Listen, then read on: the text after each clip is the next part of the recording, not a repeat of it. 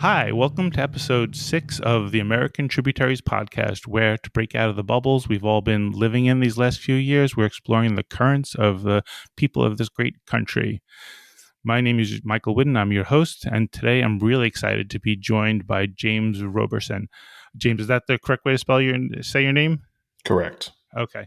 So James and I got to meet when his daughter and my son were playing on the same soccer team, and I enjoyed our conversations so much last fall that when I, came up with this podcast idea, I thought James would be a really great person to talk to. James is currently the lead pastor at Brooklyn's Bridge Church, and which he founded in 2013. Correct. And has previously pastored in North Carolina, Maryland, and Georgia. James, thanks so much for joining me today. How are you doing? I'm doing well. And yourself? Doing great, thanks. It's nice to kind of get the first kisses of spring. Yeah, it's here. A little wind today as I drop my daughter off, but I'm looking forward to getting out of this frigid world we live in. Yeah. So. Things are warming up. I was in California last week, and it was actually warmer here than out there. So, interesting. Made me appreciate that. Yeah. So you're originally from Westchester, is that right? That's correct. Yes, born and raised. Yeah, and my dad moved up there in 1968. My parents are from Moss Point, Mississippi, and so my dad was a computer programmer, and he went up to New York City to be a part of a job fair, and ended up through affirmative action, ended up being placed in IBM, Big Blue. And so he moved up here with my mom, and they moved to Westchester because, as he would put it, he said Westchester reminded him the most of the South. Mm-hmm. So that's he interesting. felt more, yeah. And well, also the IBM was in White Plains at the time. So it was actually in Westchester where he was working. So, but yeah, he said the way the roads were set up, he just felt more comfortable. He said the city life was too much for him. So I grew up in northern Westchester, a small town called Yorktown, New York, which is probably an hour outside of the Bronx. And so we didn't, as a child, we didn't frequent the city. It wasn't until I was older that I personally went a lot to the city. So. Mm-hmm. Yeah, same here. I grew up out on Long Island, so the city was kind of like a little bit kind of like the scary black hole a little bit. Like you kind of went, but you didn't go often, and you went with a bit of kind of like, I don't know, just being careful. But I find it ironic then, I guess, that both of us are living here now. Correct. Yes. So, yeah. And then you ended up going to school at James Madison and then staying down south. Yeah. Well, I went to junior college. Mm-hmm. So I went to Valley Forge Military Junior College for 2 years. And after those 2 years, I was not a good student. And so I had to get straightened up. And then eventually I would go to JMU. I got recruited for football. So I had not heard of JMU at all, but they heard of me, and they had no problem offering me money. So I received that and played college football. And then from there, I started getting involved in ministry, started to, be involved with Bible studies and things of that nature. And eventually found myself going to a seminary in the South, and then became a pastor. So. Now, did you grow up in a religious household? Yeah. So my dad was an atheist, and he was a pretty outspoken atheist. So he would my mom wasn't, but he there would be thunder, and my dad would be like, "Shut up, JC, just cut that down," and my mom would be like, "James," I'm James D. Roberson III, so she would be like, "James," just screaming, but yeah, so my dad didn't believe in anything in particular. And then things changed when my sister was born in 1969. And when my sister was born, he just had this epiphany that there was something bigger out there. And then as my sister got older, my oldest sister got older, he wanted her to go to church. To be quite honest with you, he, as he would say it, because we were living in a white town, he was like, I just wanted to go to a black church so my kids knew they were black. So, Mm-hmm. so he would have my kids, my sister, in church, and so he would go to church, and then they said, "Why don't you join the choir?" So my dad is a very gregarious person, so he joins the choir to make friends and go to this church that he's trying to get his kid to be black. And then they asked him to lead a solo. Now, mind you, my dad cannot sing, so I just want all that to preface everything we're talking about. Okay. By the way, we're gonna have to ask you for a solo after this. Well, you want listeners, right? I don't know if you want to do that. But yeah, so they asked my dad to lead this solo, and the name of the song was "I Want to Be a Christian in My Heart."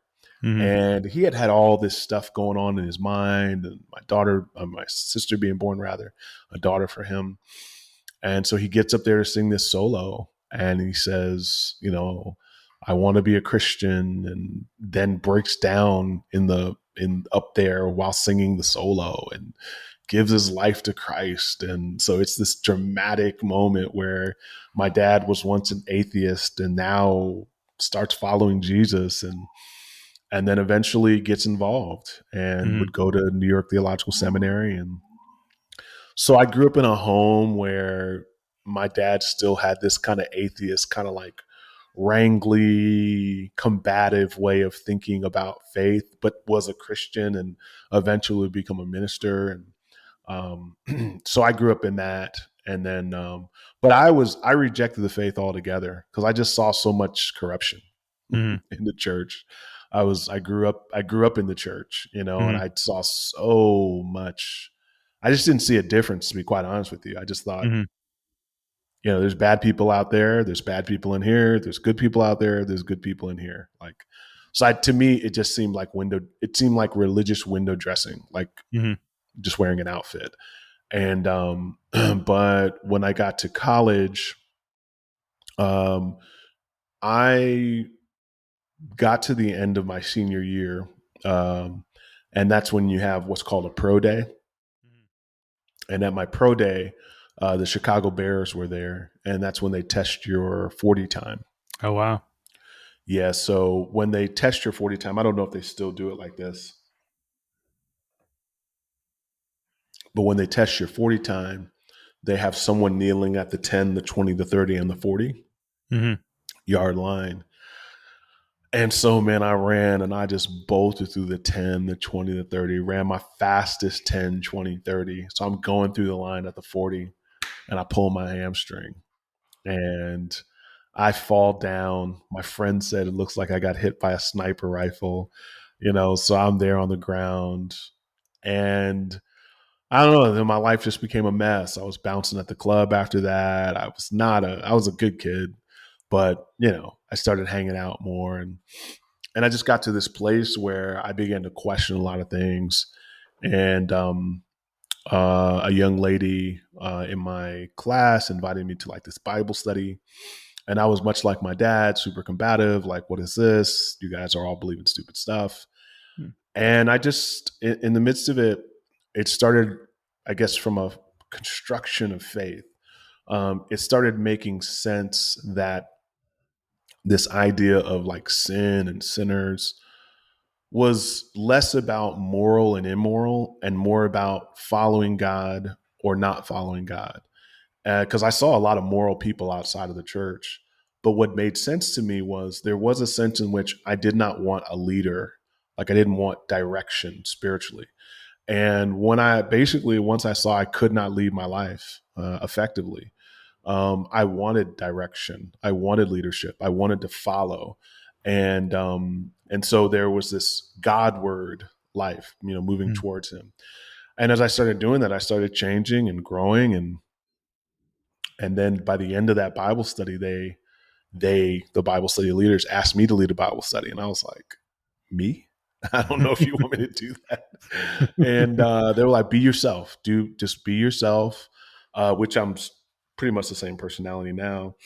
But invite everybody you know. And so I invited all my friends from the club that I was bouncing in. I invited all my friends from my frat that I was a part of. And I invited everybody from my football team. And then they started to have these epiphanies as well about Jesus and the Bible. And I was just explaining it in a way that I thought they could understand it. And I built relationships with them. And I found that there were a lot of people on my campus. And I found, obviously, I continued that in ministry. I found that there were a lot of people who really do want spiritual guidance and direction. They want to be led, they want to follow while still having their own volition. And so I felt like pastoring was this space where I was guiding people spiritually, not demanding, not forcing. And what's interesting is I started a church in Brooklyn because I became a pastor in North Carolina. And as I was a pastor in North Carolina, I was there and I was like, none of my friends would come to this. Like, everybody here is perfect. Everybody acts like everything they're doing for God and everything they're reading and everything they're singing about, they're actually doing, which they're not. I mean, there's just no honesty here. There's no vulnerability. There's no transparency. And that's what created so much life in our campus ministry was I'd be honest. I'd be like, look, this talks about kindness. I struggle with it. This text talks about patience. I struggle with that.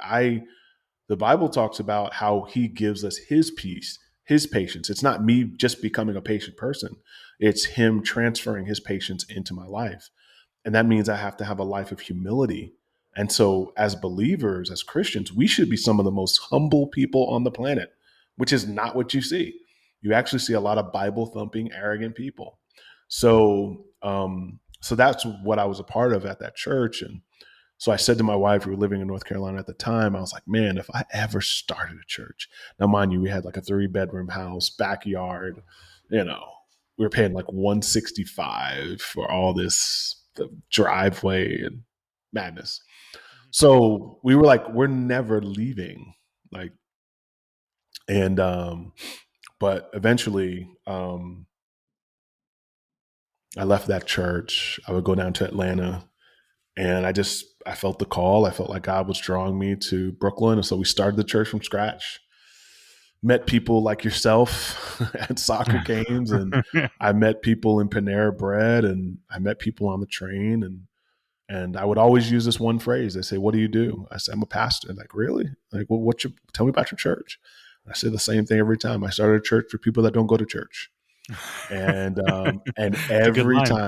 every time people would go, that's me. Because I definitely, and it would always start a conversation. And a lot of people don't have a problem with Jesus. They got a problem with the church. And I don't disagree with them.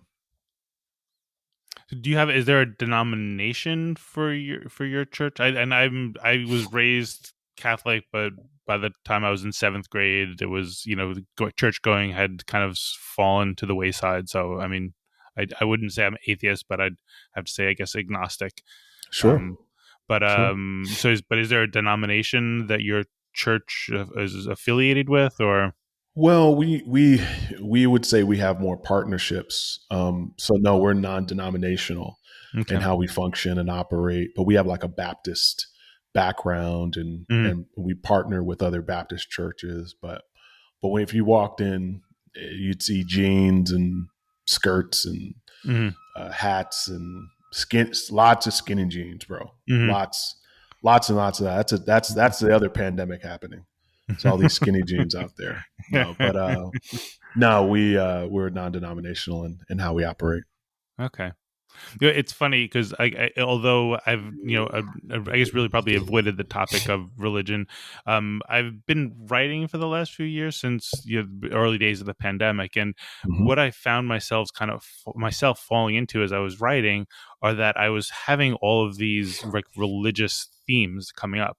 Like I wrote Mm-hmm. one article just about, a couple about like kind of gratitude. I wrote about forgiveness, and like for me, Mm-hmm. forgiveness was something that was, very, I guess, weighted with religious meaning. Sure. But when I wrote about it, what I realized is, like, to me at least, was that forgiveness is always kind of pitched as like you have to do this for the sinner Mm-hmm. and or whoever grieved you. But I realized that to me at least, it's more almost about, it's about releasing yourself from Mm-hmm. like holding on to animosity, or holding on to resentment, or holding on to like hatred. Because this came about because when my mother passed, she had some diaries that just kind of were where she's seething about things that had happened 20, 30 years ago. And I realized, like, this was if you had forgiven yourself, all this poison that was there, you would have let go, and it would have been Mm-hmm. better for you. And then, like, Mm-hmm. most recently, I've just been thinking about the idea of like kind of compassion, and how, Mm-hmm. we need more of that. And if you kind of like just kind of bring compassion into your life, we'd all understand and be able to interact with each other better. Mm-hmm. And I don't know if that's what happens as people get older, or those epiphanies that you've had, but I've found myself more kind of seeing, like, religion. If you look at like the religious principles, the way you're talking about it, and not like the structure, the infrastructure, it's like it almost helps preserve a community if you just take all those principles that are talked about. Like, it's almost not about, to me, it's almost not about necessarily, going to heaven. It's more about having heaven on earth, if that makes any Mm-hmm. sense. The idea, if you actually embrace all these principles, we'll all get along better. And that makes me, at least I think at this point in my life, more open to, I guess, like, continue to keep my ear open about religion. Yeah. Well, I definitely think that um, what we all want is a society that, particularly when we have children, right?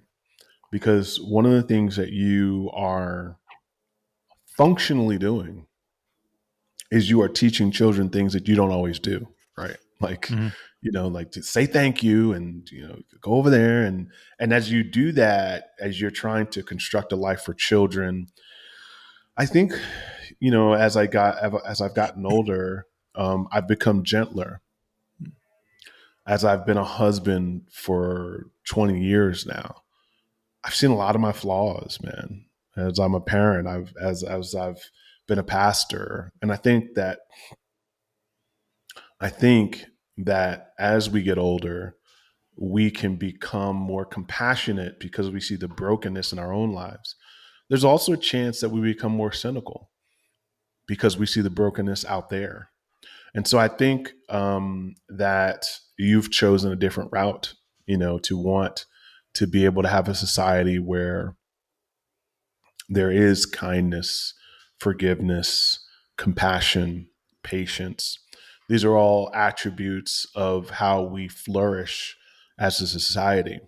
Um, I think from a religious notion, I think all religions have these certain principles that they're operating by and tenets, and yet the the thing about Christianity that is what I would consider countercultural is the hope is not to have a meritocracy or like the resume you hand into God. And it's just like, did I get in? Like, here we go. You like that, right? You like that? Like,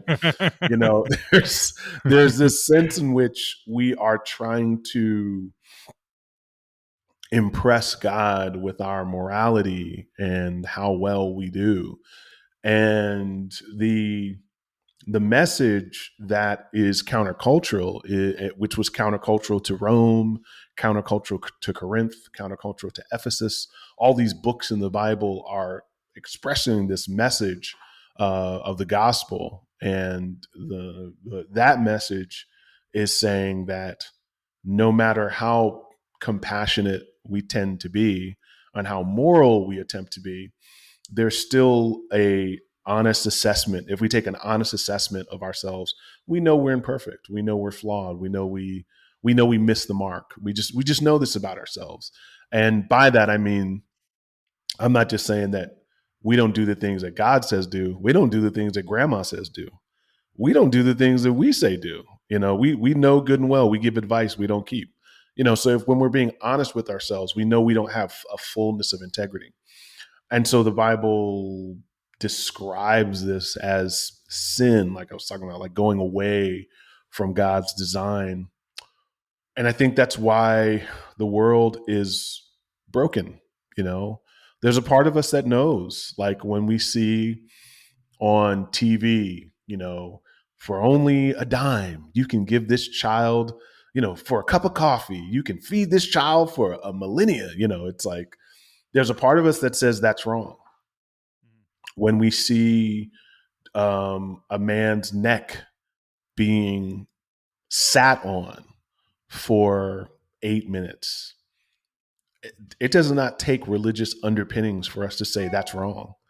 Sorry, my email is. That's all right. So I would say that that's actually not a dynamic of religious profundity. To me, that is a part of being designed, that we have God-like impulses that we can't circumvent. They're just part of us. And so then there's another side of us that knows, man, I should be doing better. I should be. And so the way that from the message of the gospel, the good news is that though we have attempted to live moral lives and to be better, there's a life that we will never fully accomplish. And so Jesus dies on the cross for sin, and it gives us this imagery that there is tension that we have with God, and that tension is then dealt with by Christ dying on the cross. And then it tells you that although God is this incredible being in the sky, there also seems to be this imagery of justice that he has, that he stomps out wrongs. And this imagery of Christ dying is him enacting a wrong, or righting a wrong, rather. Excuse me.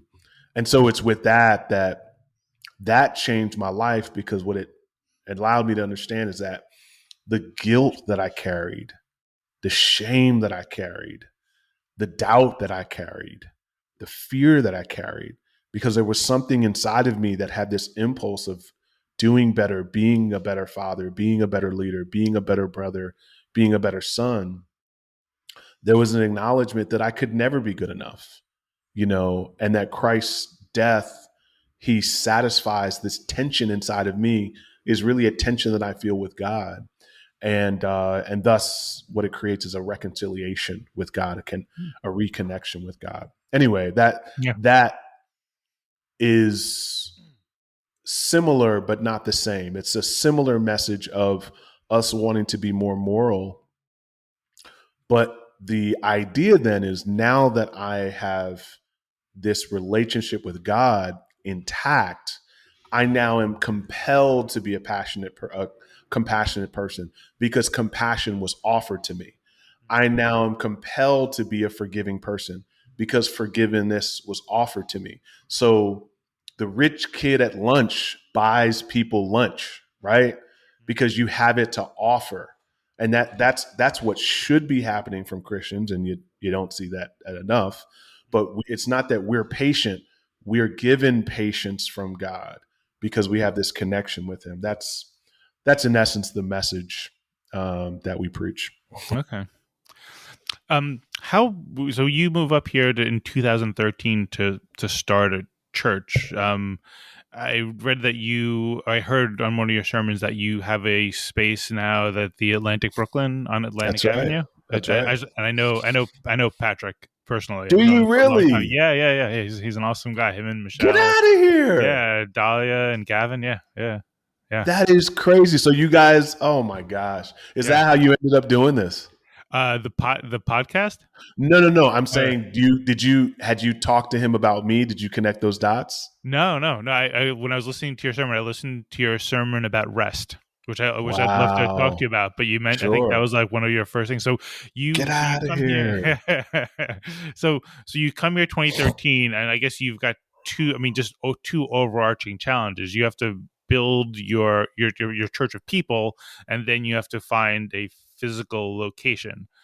Yes. So you had mentioned, I think you had gone through 43. You, I guess, toured or looked at 43 different possible locations Yes. since Yeah. 2013. Yes.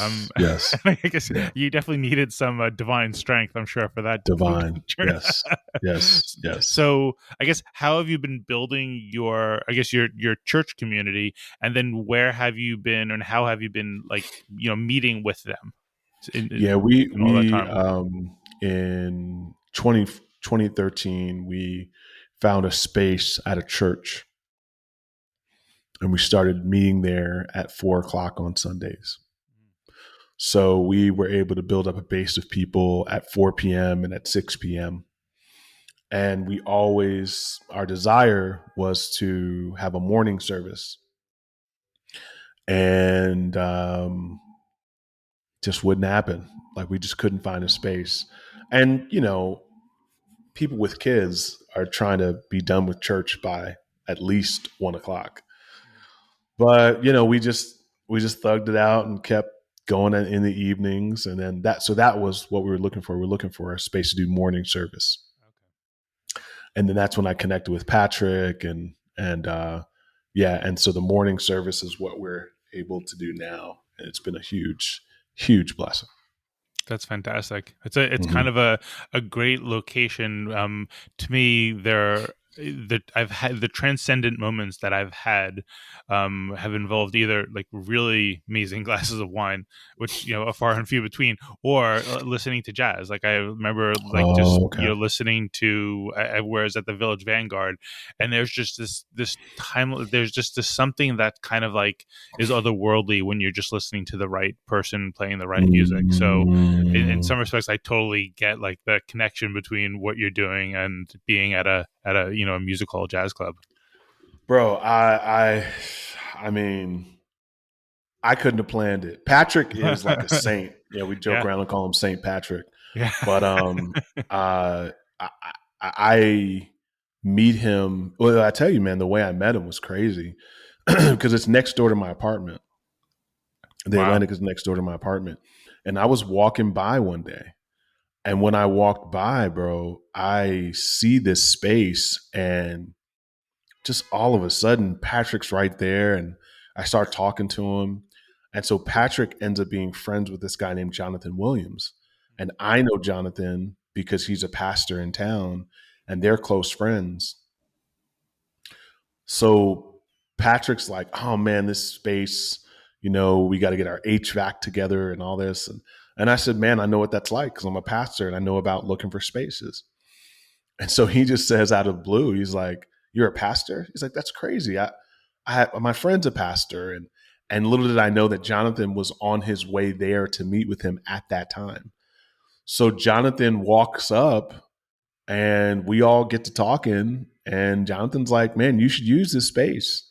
I was like, "Could I use this space?" And then Patrick's like, "Of course." And, then we have all these conversations. So it ends up being oh man, just a God thing. It's just bigger Yeah, than I could have planned. So yeah. it's been fantastic. That's wild. Mm-hmm. There's something I've noticed that in life, and in Steve Jobs' biography that Walter Isaacson did, he talks about how, like, Jobs dropped out of college and then took a calligraphy class, and then fast forward 5 or 10 years when Steve Jobs is, like, conceptualizing Apple and whatever, he introduces the idea of fonts. And the reason why he was sensitive to fonts, whereas everybody else in the computer world wasn't, was because of that random class. And so, Wow. like, one of the things that I've learned, I feel like the pandemic living has kind of really kind of quashed from us, is that idea of, like, kind of randomness and letting kind of fate kind of take the hand. And I guess some people would say, like, I guess if it's good, you're going to say that God interjected. If it's bad, you're going to say it's the devil.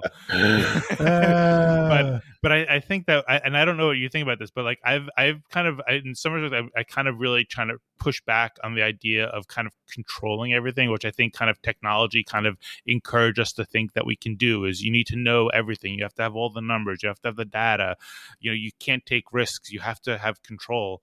And I kind of feel in some respect there's like a little liberation when you let fate come in. And I guess like you hear that kind of idea of like let like Jesus lead the way or something. And I'm not religious, but I think that there is something about kind of like trusting fate, trusting kind of like randomness. I don't know what you think about that, but that just hits me thinking about how you found your space. Well, we definitely did look at 43 different spaces. Yeah. So It could there have was been a another lot of 43 had Patrick not shit. stepped in. I mean, who knew? I think the reality is that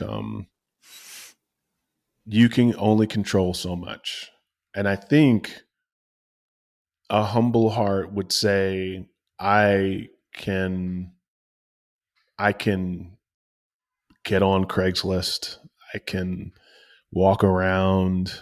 I can make calls and network. But ultimately, there is a level of control that I can never have because I'm a limited being. And I think life is more um, well experienced when I'm honest about my limits. And I think then you can live in a broader space of randomness. The Christian would say sovereignty, meaning that there is someone in control, and it's not me. Mhm. There's an acknowledgement that there's something grander, greater, broader, and more dynamic and transcendent that has a hand in things. And my hand just can do so much. So I think that allows you to, you know, not worry as much because there's just so much you can do. Yeah, yeah. That's interesting. Um, how do you become such a good orator? Like, was this something you Orator. orator? Yeah. Like, how are you able to? Because I listened to your sermon, and like Mhm. definitely seem very comfortable and natural. Is that something that always was natural to you, or did you develop that over time? Why, thank you, my friend. First and foremost, I think growing up and seeing my dad preach was helpful. Hmm. And I would give him tips after. So I literally grew up with this opinion of what was, how things should be. And it was really weird. My dad would take notes on things I was saying. So I thought that was Mm, wild. The other thing was just a natural thing. Like when I would tell stories, I noticed that my sisters would like tune me out, and it mm, made me so mad. And so I would go into the mirror and I would practice because I'd want to keep their attention. So mm, I would do stuff with my hands, or I would tap them on the shoulder, or I would inflect my voice.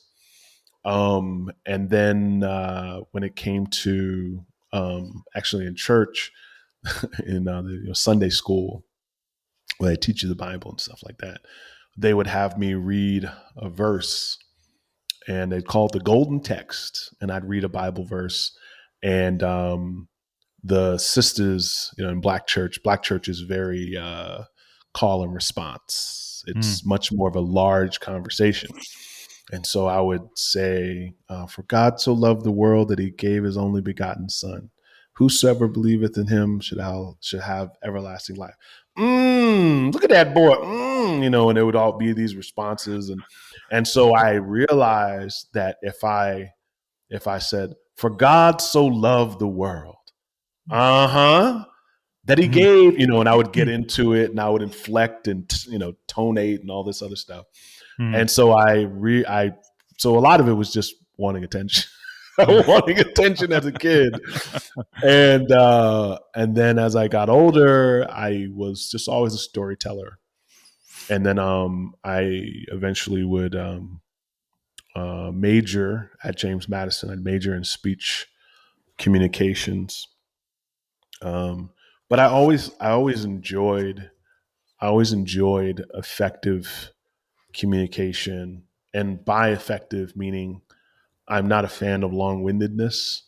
I'm more a fan of efficiency, and so I saw that would frustrate me when people would like dance around a subject or they'd be indirect, and so I tried to not be that.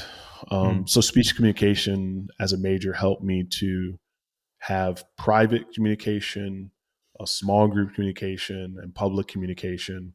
I wanted to be effective in all three spheres. Mm-hmm. And then It's interesting. preaching a lot. Yeah. And when like the first, like, were you nervous the first? Like, I guess it sounds like it's baby steps. So it's not like you just go from like never talking to a group to all of a sudden being in front of a church in front of hundreds of people. Is that right? Well, yeah, of course. I mean, when I first started preaching, it was someone would have to invite me to preach, Okay. and people would talk about you or whatever. But I think a lot of ineffective communication deals with just fear of people, and then ineffective preparation. Because when I'm prepared and not scared, then I'm just talking, just like when we talked about before, like we're just having a conversation. If you're talking about wine, you're probably in a very comfortable space. If you do it in front of thousands of people, you're probably less comfortable. But the more prepared you are talking about something, you tend to talk with more ease. So I've always tried to deal with what I am saying, making sure I know what I'm saying, but then I literally think about what I may be feeling from a fear standpoint. And sometimes there's people that might be more educated than me, or I think, oh, if I do this, if I do good here, then that'll give me this opportunity. Like I have to deal with those psychologically, because when you're not comfortable, your countenance speaks more than your content. Right. Right. What would you say are like I guess the best parts and worst parts of your calling? Well, well, I mean, people don't come to church because they're like, man, I was reading the Bible and man, I just want to hear somebody talk about the Bible in a more Mm-hmm. elevated tone. Like Mm-hmm. people generally are coming because they're curious about God, or for a good portion of people, life just didn't work right. It's crisis. So, seeing someone formerly incarcerated now working at a sanitation job and cleaning his life up, or seeing that family get reconciled post uh, adultery or trauma, or seeing that single girl start to live a life more consistently in the way that she feels like she's been called to live, and not feeling fear or doubt. Seeing people walk with the Lord in a way where their lives are transforming and changing. I mean, everyone in any industry is compelled by life change.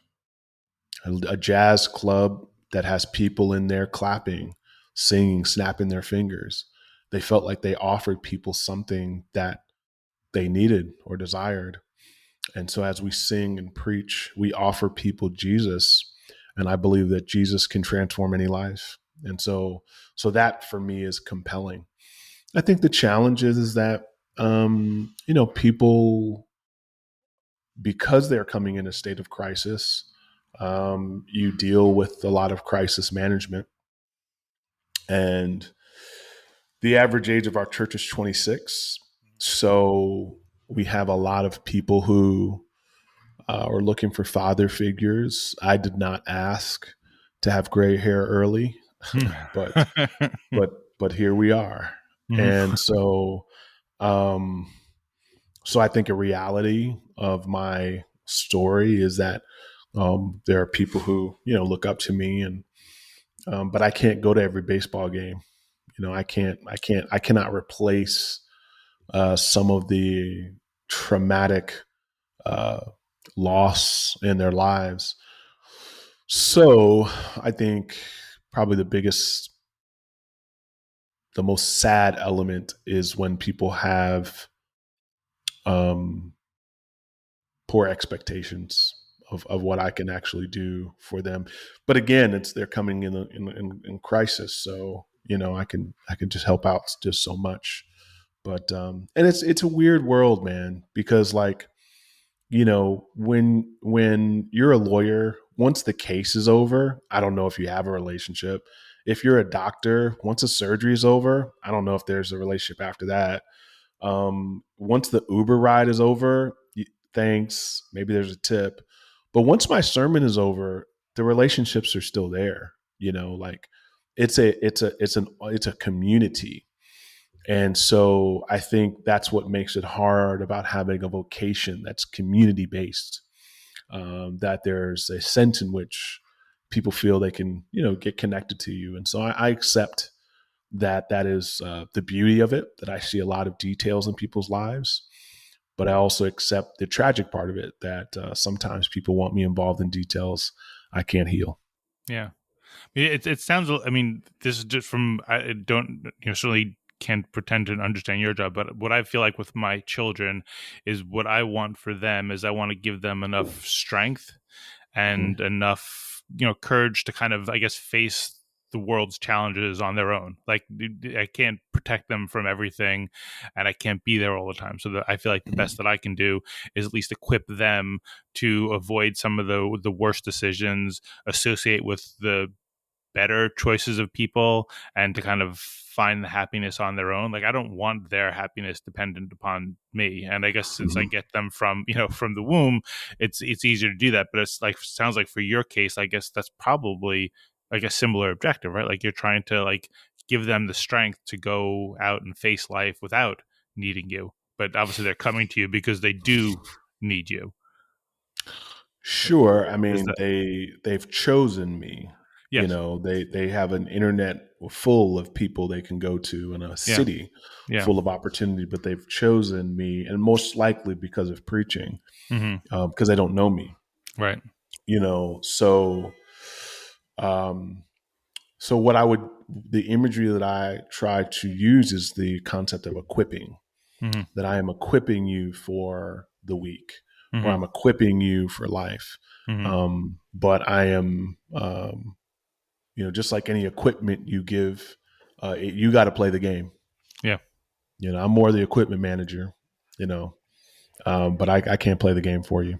Right. I mean, a good looking equipment manager, Well, thank you. talented, That's inspiring. that's that's the goal, right?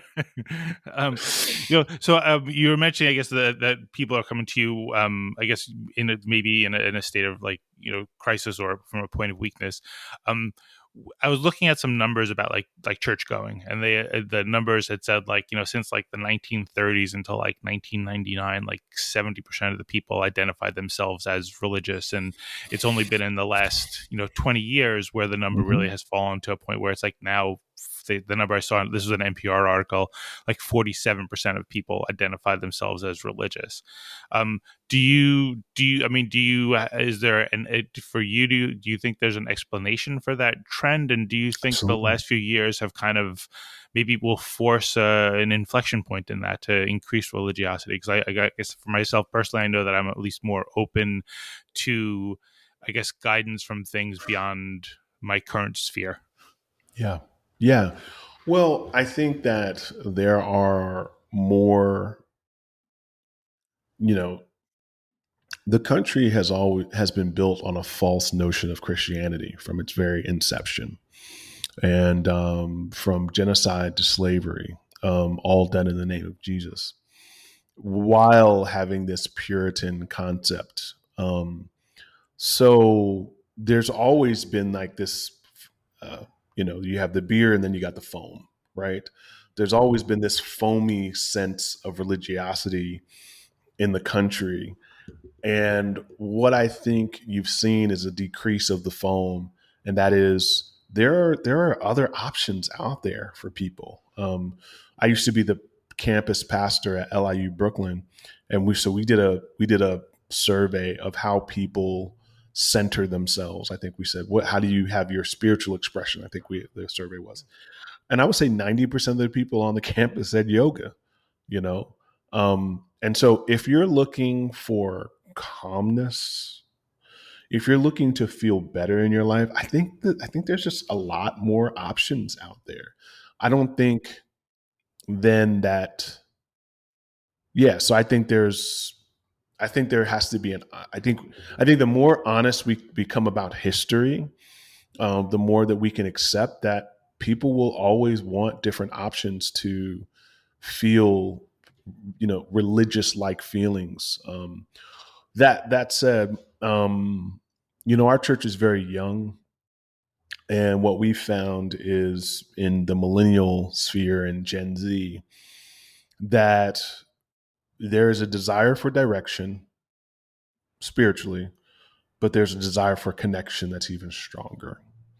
And one of the reasons why I think we've seen such a decrease in the church is because the church has been very ineffective in uh, relationship management. Um, there was a time when people would go to church because it was right. It was just the right thing to do. You go to church. And then people started going to college, and their professor opened up a Bible and laughed at it. And they were like, huh, a talking snake. Well, what about that? And so I think a lot of people started to go from a Christianized home to a secular culture, and they didn't have any kind of real convictions. They just had conditioning. And but I think throughout that, there are always a remnant of people who long for a deeper understanding of God. But even with those religious affections, there's still a desire for connection. And so we in our church community, we're always telling people to join some of our groups and our teams in order to live the Christian life, not in a bubble or isolated, but live in community. And we think people tend to thrive in those environments. So I think there is a corner turning, but the decrease in numbers to me is not an indication. It's an indication of a flaw in the church, no doubt, but I also think it's a more honest assessment of where people always were. Mm-hmm. Well, it's interesting. I guess the two things you're talking about is like kind of peace of mind, but then maybe peace in community, like you're for Absolutely. yourself, and then it's that other part that I can see maybe people wanting more of is just connecting with people. Yes. So, they referred to your sermon about rest Mm-hmm. before, and I really enjoyed how you kind of tied that to Rocky. Because because I say, like, for me, if you were to define me by I two forgot about movies, it's Rocky that. 3 and Dead Poet Society. But like Is Rocky that always right? gets me, yeah. But Rocky, as an idea, always gets me. Conceptually, Yeah, yeah, that's understandable. Yeah, it's a great story. yeah, Great and story.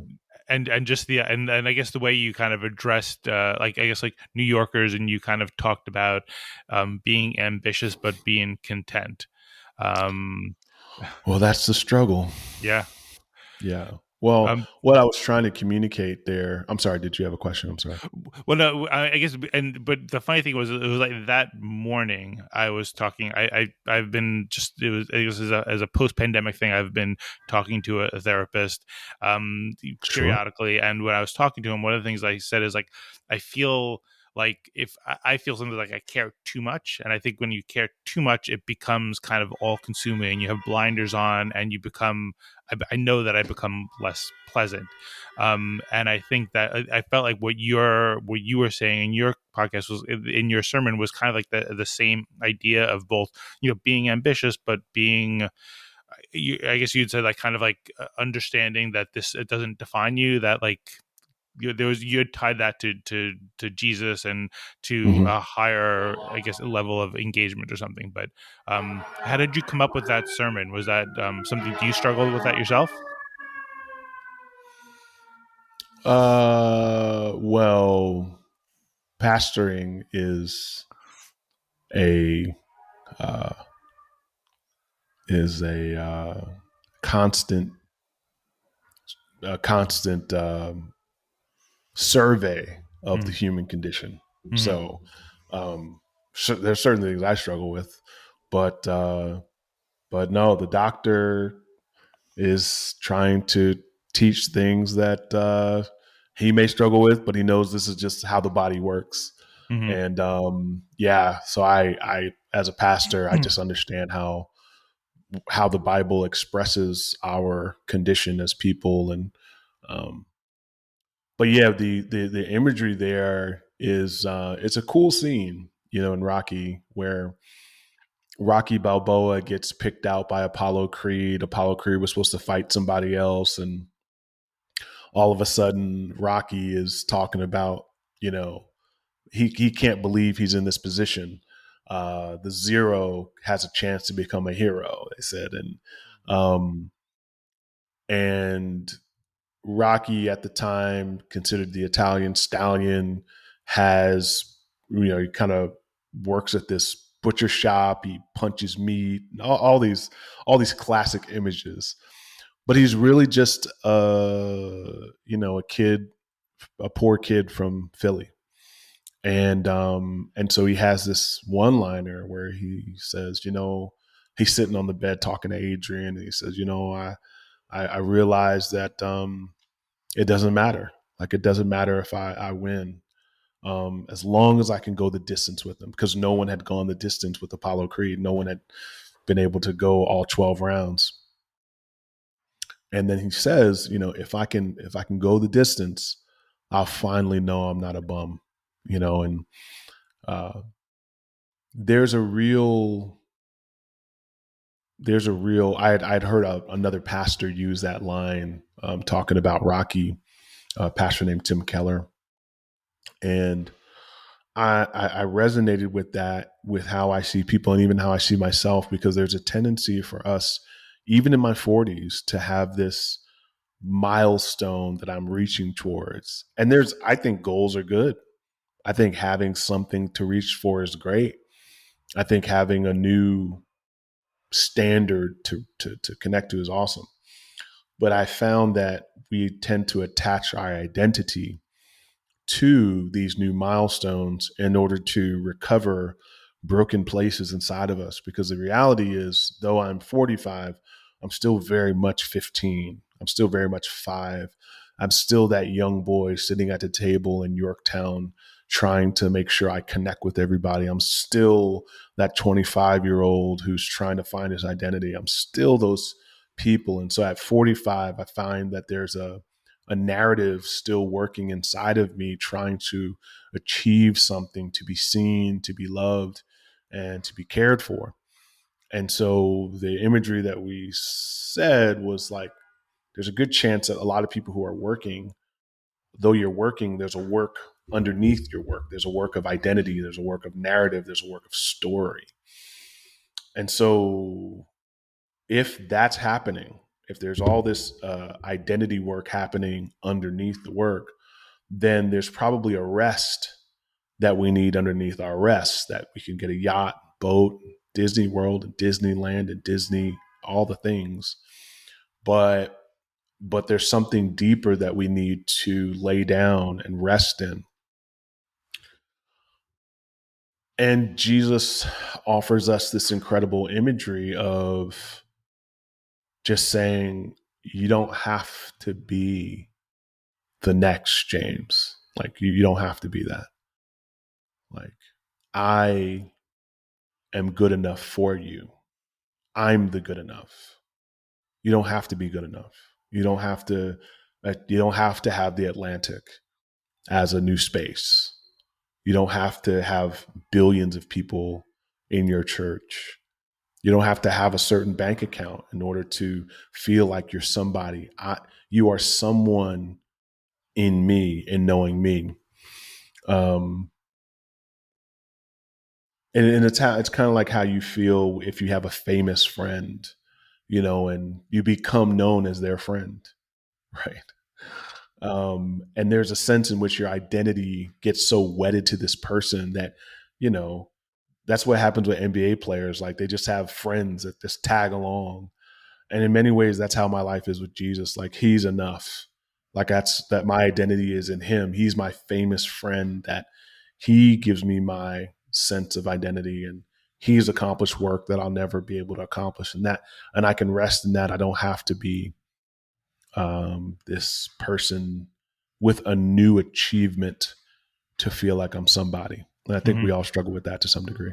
No, that's great, because that I mean, to me, with the way I absorb what you're saying is like I get preach to kids to go back to like our kids with soccer, right? Or baseball is another example, or football, any of them. Like I always try to stress them, like I don't care about the results. Like for our soccer team, right? I didn't focus on wins or losses. It's just like go out there and like do your craft well, and Yes. the end result doesn't matter. I don't want to attach your identity to wins or losses. I don't want to attach your identity to whether you hit a home run or not. You're a fine. You're a great kid no matter what.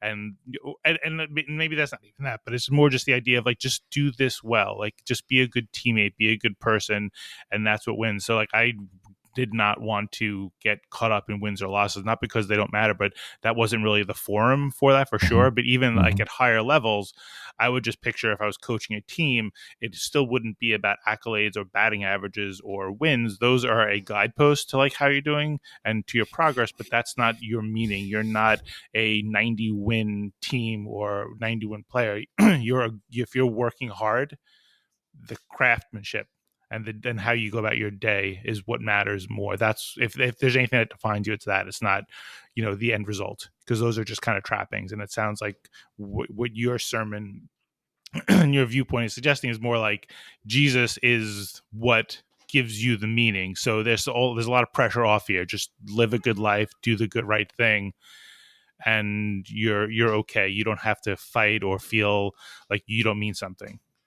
Is that kind of well, it's similar. It's yeah? similar. Okay. I mean, All right. yeah. Ultimately, I know that I am going to fail. Like Right. I know that I'm going to fail. Sure. But my Right. failures don't define me, because his life defines me. Because the Yeah. truth is that, the way I was ending the message is that I do think we need a mixture of ambition Mm-hmm. and contentment. The truth is that we do have, you would say, if you sell wine, that it's about selling the best wine. You'd also say that you need to sell some wine. Like Yeah. there is a bottom line to things, Yeah. right? That Yeah. we have to address, because there might be things we need to fix. Right. For sure. But that contentment is I did my best. That Right. ambition says, how can I do better? And I Right. think we need Right. both in order Right. to be effective. Yeah. Without torturing yourself if you fall short, and without kind of Oh, getting too deluded with yourself if you do well. And I guess that's the humility. absolutely. So that's That's where, right. like, with that, I'm not even a religious guy, but like all these themes kind of they keep kind of weaving in. Interesting. Well, yeah, that's So, true. so, so we're approaching an hour, and I'm sure you have other things to move on to. I like to conclude these interviews with just kind of a question about like hope. Like, what gives you hope at the end of the day? Well, I remember when my life was, going a direction that, I really couldn't get myself together. When I was sharing about trying out for the Bears, I remember my dad, because I was an all-state football player, all these things. My dad was like, "How did you not make it in the NFL? I don't understand." And I remember my life was really defined by athletics. It was what I really wanted to be, and my hope was in my athletic achievement. And when I got done with that, my hope was in my personality, because I wanted people to notice me, laugh at me, laugh with me. And I think we all have some level of hope, something that we think is going to turn the ship around or make things better. And, you know, being a pastor, it's it's interesting because when you tell people you're a pastor, they start acting weird. They start telling you all the good things they've done. And I'll be out like at a hibachi grill, and everybody will go around and like, "What do you do?" "I'm a lawyer. I'm a doctor." "What do you do?" "I'm a pastor." They're like, "Oh man, did I cuss? Oh man, I'm so sorry. Oh bro, I'm so sorry." I'm like, "Well, I'm not Jesus, and it's okay." And. But what's interesting is that immediately people want to tell me the good things they do. But my belief system says, man, we're sinners. Like we really dropped the ball. And my point in saying that is that the doctrine of sin says I'm no different than anybody else. Like I sin. I screw things up. And then my hope is in someone that actually didn't screw things up. Someone that didn't drop the ball. Like he's the one at the hibachi grill. You should be like, hey, because he's the one that gets things right. And so my hope is in Jesus because he is the person that I know lived a life I couldn't live and died the death I couldn't die. So my hope is in him, and he's the reason why I preach, teach, and live. That's great. All right. Well, thanks so much, James. I hope that I guess your flock continues to grow, and Thank you. you fill up that space, and need to be looking for an even larger space, or get Patrick to kind of buy the next, get the next door neighbor. We'll see. Right now, we're in two locations. We have that 10:30 service, and then we have a 4 p.m. service, and then on Easter, we'll introduce a 10:30, a 10 o'clock, and 11:30 service, and a 4 p.m. service. So, man, That's I'm great. 45. I don't know how much I can do. Well, congratulations for getting onto this point, and best wishes as you continue to build your flock. Thank you, sir. All right. Take care. Thanks so much. God bless. All right. You too.